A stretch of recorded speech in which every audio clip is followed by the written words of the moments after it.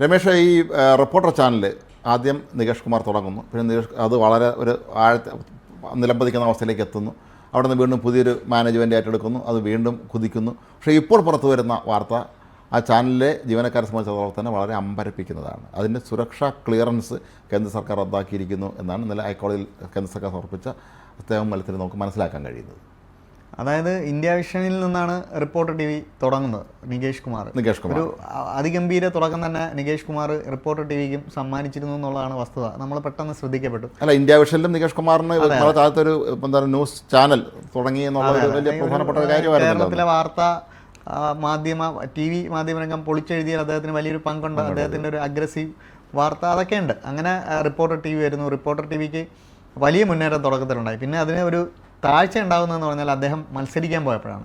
മത്സരിക്കാൻ പോയ ഘട്ടത്തിൽ ആണ് അതിന് താഴ്ചയാണ്, അതിനൊരു രാഷ്ട്രീയ ചായ്വുണ്ട് എന്ന തരത്തിലേക്ക് ചർച്ച വരികയും അങ്ങനെയാണ് അത് പിന്നോട്ട് പോയത്. പിന്നീടാണ് പെട്ടെന്നൊരു ദിവസം അത് റീബർത്ത് ചെയ്യുന്നത്, വലിയ ഇൻവെസ്റ്റ്മെൻറ്റുമായിട്ട് റീബർത്ത് ചെയ്യുന്നത്. അപ്പോഴും നികേഷ് തന്നെ ചർച്ചകൾ നയിക്കുന്നു. പിന്നെ പെട്ടെന്നൊരു ദിവസം നികേഷ് രാഷ്ട്രീയത്തിലേക്ക് പോകുന്നു. ഇത് ആൻഡോ സഹോദരന്മാരുടെ കയ്യിലേക്ക് വരുന്നു. നമുക്ക് ആൻഡോ സഹോദരന്മാരെ അറിയാം. പലതരം വിവാദങ്ങൾ ഉണ്ടായിട്ടുണ്ട്. മുട്ടിൽ മരമുറി അടക്കമുള്ള മാംഗോ ഫോൺ പല പല തട്ടിപ്പുകൾ കേരളത്തിലുണ്ടായി. അവരെ കയ്യിലേക്ക് ഈ ചാനൽ പോകുന്നു.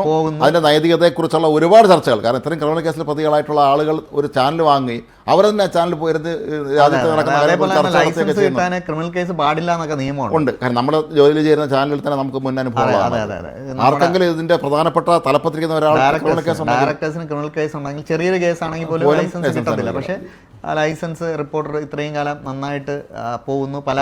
പ്രത്യേകിച്ച് CPM അനുഭാവം പുലർത്തുന്ന തരത്തിൽ തന്നെയാണ് അവരുടെ ചർച്ചകളും വാർത്തകളും എല്ലാം. ഡോക്ടർ അരുൺകുമാറിനെ ഒരു തലപ്പത്തേക്ക് കൊണ്ടുവരുന്നു. അതെ, അരുൺകുമാറൊക്കെ അങ്ങനെ എല്ലാവരും നന്നായിട്ട് പോയിട്ടൊരു ഒരു പ്രത്യേക ജംഗ്ഷനിൽ എത്തുമ്പോഴാണ് ഈ വിവാദം ഉണ്ടാകുന്നത്. സാബു ജേക്കബിനോട് വെല്ലുവിളി നടത്തി പോയിട്ടാണ് അദ്ദേഹം വളരെ കൃത്യമായിട്ട് കോടതിയിൽ പോകുന്നു.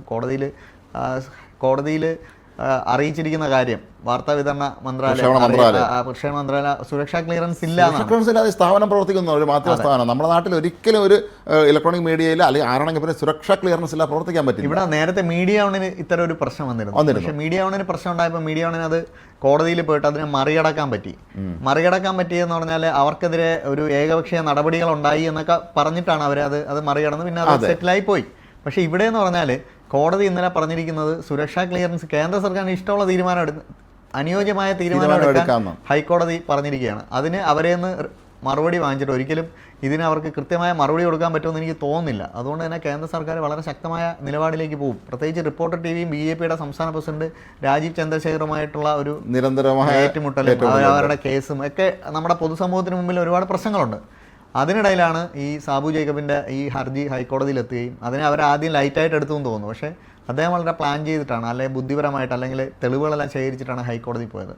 അത് കേന്ദ്ര സർക്കാരിനെ നേരത്തെ ബോധ്യപ്പെടുത്തി അതിൻ്റെ ബാക്ക്ഗ്രൗണ്ട് വർക്കും നടന്നിരുന്നു. അതുകൊണ്ടാണ് ഈ സുരക്ഷാ ക്ലിയറൻസ് ഇതിൻ്റെ ഷെയറുകൾ കൈമാറിയതുമായി ബന്ധപ്പെട്ടാണ് നികേഷ് കുമാറിൻ്റെ ലാലി ജോസഫിൻ്റെ ഇതൊക്കെ ഷെയറുകൾ ഇങ്ങോട്ട് ഇവരിലേക്ക് കൈമാറിയ ബന്ധപ്പെട്ടുള്ള സാങ്കേതികമായ നൂലാമലകളാണ് ഇതിൻ്റെ പ്രശ്നമാണെന്ന് തോന്നുന്നത് പ്രധാനം. അതായത് ഇത് ഞാൻ മനസ്സിലാക്കിയെടുത്തോളം ഇങ്ങനെ ഒരു ഉടമസ്ഥാവകാശം കൈമാറുമ്പോൾ അതിന് കേന്ദ്ര സർക്കാരിൻ്റെ മുൻകൂർ അനുമതി വേണം, നിയമപ്രകാരം വേണം. അത് ഇവർ വാങ്ങിച്ചിട്ടില്ല.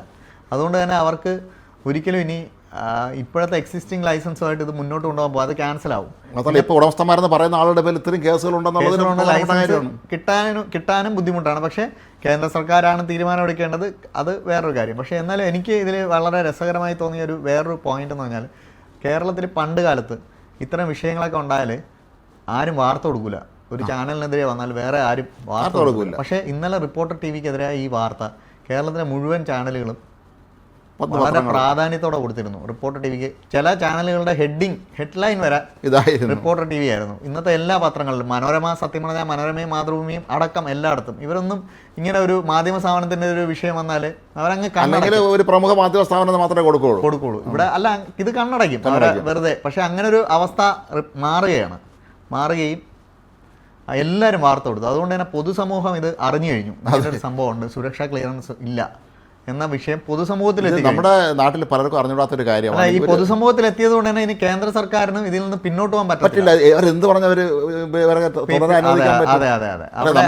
നമ്മുടെ പൊതുജനങ്ങളെ സംബന്ധിച്ചിടത്തോളം അവർ പലപ്പോഴും നമ്മുടെ ചാനലിൽ ജോലി ചെയ്തിട്ടുണ്ടെന്നൊക്കെ അറിയാം. അതിന് ഒരുപാട് ഔപചാരികതകളുള്ളതാണ്, ഔപചാരികതകളുള്ളതാണ്. കോൺഗ്രസ് ഭരിക്കുമ്പോൾ നമ്മൾ ജോലി ചെയ്തിരുന്ന ജയ്ഹിന്ദ് ടിവിക്ക് ആദ്യഘട്ടങ്ങൾ ബുദ്ധിമുട്ടുണ്ടായി. ചില ആളുടെ പേരുണ്ടായി, ചില കേസും പ്രശ്നങ്ങളൊക്കെ ആയിരുന്നു. അതുപോലെ ISROയുടെ അനുമതിക്ക് അങ്ങനെ എന്തൊക്കെ ഒരുപാട് അനുമതികളാണ്.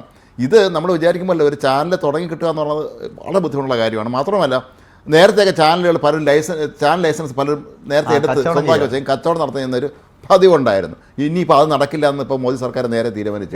അതിനുശേഷമാണ് ഇത്തരം ഒരു കൈമാറ്റം നടന്നതെന്നാണ് മനസ്സിലായിരിക്കുന്നത്. അതുകൊണ്ട് കേന്ദ്ര സർക്കാരിന്റെ മുൻകൂർ അനുമതി ലീസിനെടുത്തിട്ട് ചാനൽ നടത്തുന്ന പരിപാടി, ലൈസൻസ് ലീസിനെടുത്തിട്ട് ചാനൽ നടക്കുന്ന പരിപാടി ഉണ്ടായിരുന്നു. പലരും അങ്ങനെ കേരളത്തിൽ തന്നെ കേരളത്തിലെ എനിക്ക് തോന്നുന്നത് ഈ റിപ്പോർട്ടർ ചാനലിന്റെ തന്നെ ലൈസൻസ് എന്ന് പറയുന്നത് ജനപ്രിയ അങ്ങോട്ട് നേരത്തെ യാതൊരു ചാനലായിരുന്നു തോന്നുന്നു. ജനപ്രിയല്ല, ജനപ്രിയ അത് മറ്റേതോ ചാനലാണല്ലേ, മറ്റൊരു പ്രധാനപ്പെട്ട ചാനൽ ജനപ്രിയയിൽ നിന്ന് വാങ്ങിച്ചു. അതുമായി ബന്ധപ്പെട്ട് ചില ഓഹരി കേസുകളൊക്കെ ഉണ്ടായിരുന്നു. അപ്പം അതല്ല ഇവിടുത്തെ ഒരു വിഷയം. പക്ഷേ ഇതെല്ലാവരും ചർച്ച ചെയ്യുന്നു, എല്ലാ മാധ്യമങ്ങളും വാർത്ത കൊടുക്കുന്നു. അതൊരു വേറിട്ട സംസ്കാരം. പണ്ട് മറുനാടൻ മലയാളി മാത്രമേ ഇങ്ങനെയുള്ള വാർത്തകൾ കൊടുക്കുമായിരുന്നുള്ളൂ, എല്ലാ ജനങ്ങളെ അറിയും. ഇപ്പം അങ്ങനെയല്ല, എല്ലാവരും വാർത്ത കൊടുക്കുന്നു. അത് റിപ്പോർട്ടർ ടി വിയിലെ ഇപ്പോഴത്തെ കേസിന് ഭയങ്കര സങ്കീർണമാക്കുന്നു. പിന്നെയെന്ന് പറഞ്ഞാൽ റിപ്പോർട്ടർ ടി വിയുടെ ഒരു ശൈലി അറിയാലോ. CPM-നെ തന്നെയാണ് അവർ പല വിഷയത്തിലും CPM-നെ പ്രൊട്ടക്ട് ചെയ്യുകയും CPM-ന്റെ അണികളെ ആവേശഭരിതരാക്കുന്ന തരത്തിലാണ് അവർ വാർത്ത പ്രസന്റ് ചെയ്യുകയൊക്കെ ചെയ്യുന്നത്. നികേഷ് കുമാറിന് വിശദീകരണം കൊടുക്കണമെന്ന് തോന്നുന്നു. നികേഷ് കുമാറിനോട് ചോദിച്ചിട്ടുണ്ട്, നികേഷ് കുമാറിന് നോട്ടീസ് കൊടുത്തിട്ടുണ്ട്. നികേഷ് കുമാറിനും ഭാര്യയ്ക്കും, അവർ രണ്ടുപേരും ഡയറക്ടേഴ്സാണ്, എന്തുകൊണ്ടാണ് എന്ന് പറഞ്ഞു കൊടുക്കണം. ഇതിൽ വേറൊരു ഡയറക്ടറായ ലാലിയയുടെ നിലപാടും ഇതിൽ ഇനി നിർണായകമായിരിക്കും. ലാലിയയ്ക്ക് ഈ ഗ്രൂപ്പുകളുമായിട്ടൊന്നും ബന്ധമില്ലാത്ത, അവർ സ്വതന്ത്രമായി നിൽക്കുന്നൊരു വ്യക്തിയാണ്. അവരെടുക്കുന്ന നിലപാട് എന്താണ് എന്നത് ഉൾപ്പെടെ റിപ്പോർട്ടർ ടി വിക്ക് പ്രതിസന്ധിയാണ്. ഈ പ്രതിസന്ധി നേരത്തെ പറഞ്ഞ പോലെ ജീവനക്കാരെയാണ് ഏറ്റവും കൂടുതൽ ബാധിക്കാൻ പോകുന്നത്. ഈ പ്രതിസന്ധി കാരണം ഗുണം ചെയ്യുന്ന ചാനലുകളുണ്ട്. ഇപ്പോൾ ബിഗ് TV, റിപ്പോർട്ടറിൻ്റെ ഒരു വേറൊരു പതിപ്പായിട്ടാണ് ബിഗ് TV വരുന്നത്. ബിഗ് TVക്ക് വേണ്ടത്ര ഇമ്പാക്റ്റ് ഉണ്ടാക്കാൻ പറ്റിയില്ല എന്നൊക്കെ പറഞ്ഞിട്ടൊരു ചർച്ചയുണ്ട്. ആ സമയത്താണ് ഈ റിപ്പോർട്ടർ ടി വി ഇത് പ്രതിസന്ധിയിലാവുകയും റിപ്പോർട്ടർ ടി വി ഉടനെ പൂട്ടേണ്ട ഒരു സാഹചര്യം വന്നാൽ തീർച്ചയായിട്ടും റിപ്പോർട്ടർ ടി വിയുടെ പ്രേക്ഷകർക്ക് ബിഗ് TV എന്ന് പറയുന്ന ആശ്രയ കേന്ദ്രത്തിലേക്ക് പോകാൻ പറ്റും. അങ്ങനെ ബിഗ് TVക്കും ഇതൊരു സുവർണ അവസരമായി മാറിയിരിക്കുകയാണ് ഈ കേന്ദ്ര സർക്കാരിൻ്റെ കേസ്. അല്ല, മാത്രമല്ല കേന്ദ്ര സർക്കാർ ഇപ്പോൾ റിപ്പോർട്ടർ ടി വിക്ക് അനുകൂലമായ നിലപാടെടുത്ത് ആരെങ്കിലും കോടതി പോയി കഴിഞ്ഞാൽ അതിനെ ചോദ്യം ചെയ്തുകൊണ്ട് കോടതി പോയി കഴിഞ്ഞാൽ കേന്ദ്ര സർക്കാർ വേറൊരു നിലപാടെടുക്കേണ്ടി വരും. വേറൊരു നിലപാടെടുക്കേണ്ടി മാത്രമല്ല, ഹൈക്കോടതിയിൽ ഇപ്പം തന്നെ പറഞ്ഞതൊക്കെ രേഖകളായി കഴിഞ്ഞു. അതേപോലെ അടുത്ത കേസ് പരിഗണിക്കുമ്പോൾ ഹൈക്കോടതിയിൽ കാര്യങ്ങൾ അറിയിക്കണം. അവിടെ സാബു ജേക്കബിന് തന്നെ ഇതൊക്കെ ചോദ്യം ചെയ്യാൻ പറ്റും. അതാണ് സാബു ജേക്കബിനെ തന്നെ ചോദ്യം ചെയ്യാൻ. ശരിക്കും പറഞ്ഞാൽ നേരത്തെ അതിനെ റിപ്പോർട്ടർ ചാനലിനെ കുറിച്ച് ഇത്തരത്തിലുള്ള ഒരുപാട് വിവാദങ്ങൾ ഉണ്ടായിട്ടുണ്ടെങ്കിൽ ഇവർ ആരും കോടതി സമീപിക്കാൻ അതിനൊന്നും പോയിട്ടില്ല. സാബുവും ജേക്കബ് വളരെ കൃത്യം, അത് നല്ല ഹൈലി പ്രൊഫഷണൽ ആണല്ലോ. അത് മാത്രമല്ല പൊളിറ്റിക്കൽ പിന്തുണയുണ്ട്, എല്ലാം ഉണ്ട്, എല്ലാ അർത്ഥത്തിലും ശക്തനാണ്. അതുകൊണ്ട് തന്നെയാണ് അദ്ദേഹത്തിന് ശരിക്കും പറഞ്ഞാൽ നല്ലൊരു വലിയ വ്യവസായി ആയതുകൊണ്ട് തന്നെ ഇതിന്റെ സാങ്കേതികമായ വശങ്ങൾ കൃത്യമായിട്ട് അദ്ദേഹത്തിന് അറിയാം. അല്ലാത്തൊരു വ്യക്തി കോടതി ചലഞ്ച് ചെയ്യുന്നതിനേക്കാളും നല്ലത് കമ്പനി നിയമങ്ങൾ അറിയുക എന്നുള്ളത് വളരെ പ്രധാനമാണ്. അതേപോലെ തന്നെ മലപ്പുറത്ത് ഒരു പഴയ DYSP ഇപ്പോഴും അദ്ദേഹം സർവീസിലുണ്ട്. അദ്ദേഹത്തിനെതിരെ ഒരു സ്ത്രീപീഡന ആരോപണം വ്യാജമായി ചമച്ചു എന്നൊരു കേസ് അദ്ദേഹം തന്നെ കൊടുക്കുക. അത് കോടതിയുടെ പരിഗണനയിലാണ്.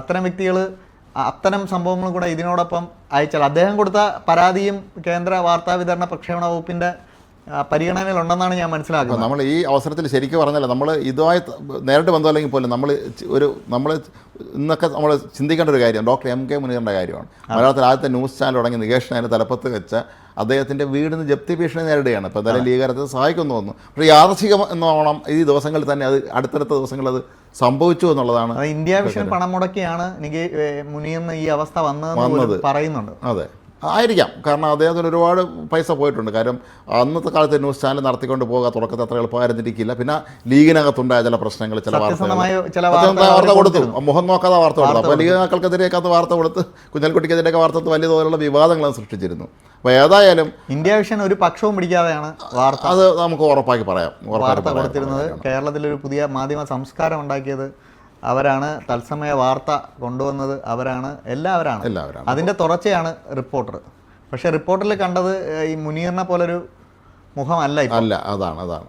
അപ്പോൾ എന്തായാലും ഈ റിപ്പോർട്ടർ ചാനലിൽ ഉണ്ടാകാൻ പോകുന്ന ഈ ദിവസങ്ങൾ ഉണ്ടാകാൻ പോകുന്ന സംഭവവികാസങ്ങൾ നമ്മുടെ നാട്ടിലെ മാധ്യമരംഗത്ത് തന്നെ വലിയ തോതിലുള്ള ചലനങ്ങൾ സൃഷ്ടിക്കും എന്നുള്ളത് നേരത്തെ രമേശ് പറഞ്ഞതുപോലെ ഒരുപാട് ജീവനക്കാരുടെയൊക്കെ ഒരു ഭാവിയുടെയൊക്കെ പ്രതിസന്ധി ഉണ്ടെങ്കിൽ പോലും ഇതൊരുപാട് വലിയൊരു മാറ്റങ്ങൾക്ക് വഴി വയ്ക്കും എന്ന് തന്നെ നമ്മൾ കരുതേണ്ടി വരും.